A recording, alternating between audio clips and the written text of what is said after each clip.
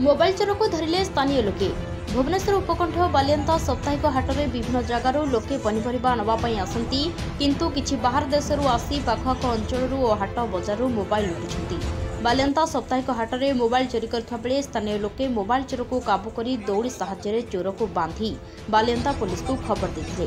खबर पाई बालियंता पुलिस घटनास्थल में पहुंची मोबाइल चोर को धरी थाना को नहीं जाइछन्ती। मोबाइल चोर को अटक रखी पचराउचरा करिछि बालियंता पुलिस। रिपोर्ट लोक देखी